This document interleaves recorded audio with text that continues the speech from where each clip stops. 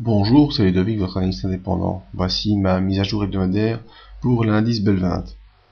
En effet, cette semaine était une semaine encore fort volatile où beaucoup de personnes se posent plein de questions. Est-ce que je dois tout vendre? Est-ce que c'est le moment d'acheter? Qu'est-ce qu'on va faire? Eh bien, je dois vous dire que c'est pas avec cette semaine qu'on va pouvoir se décider. En tout cas, à mon sens, il n'y a absolument rien de dramatique.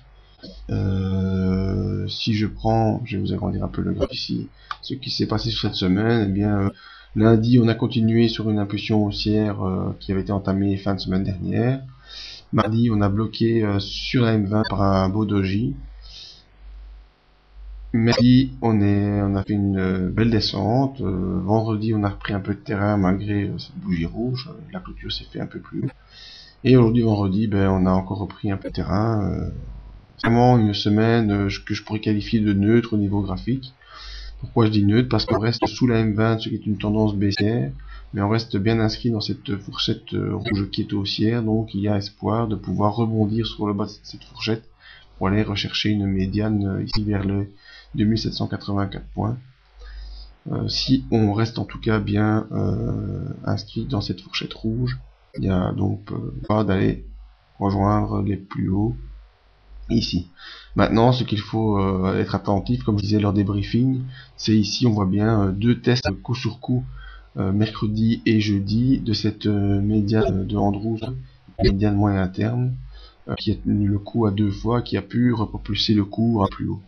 Donc à mon avis, les points pour la semaine prochaine à être réellement attentifs, ce sont ces niveaux-ci, compris entre 2680 points pour la semaine prochaine, et ici les 2718 points. Au-dessus ou en dessous de ces deux niveaux nous pourra donner une indication sur la prochaine impulsion, que ce soit haussière ou soit baissière. Au niveau des indicateurs, on voit le MACD, donc suite à ces hésitations, c'est fortement affaibli. Il est sous son signal, il reste quand même inscrit au-dessus de 0, donc ce qui nous donne quand même une idée de l'impulsion actuelle.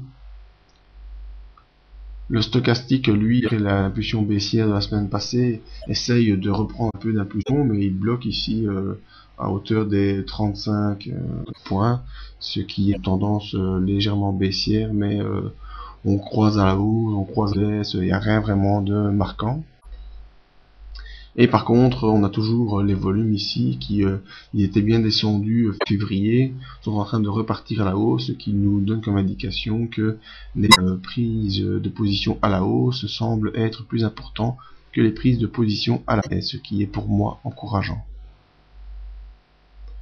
Donc ce qu'il faudra faire, c'est en tout cas surveiller les deux niveaux, les 2718 points et les 2680 pour avoir une idée la semaine prochaine de comment on va pouvoir évoluer.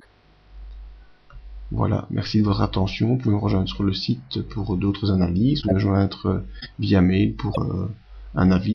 À bientôt, merci.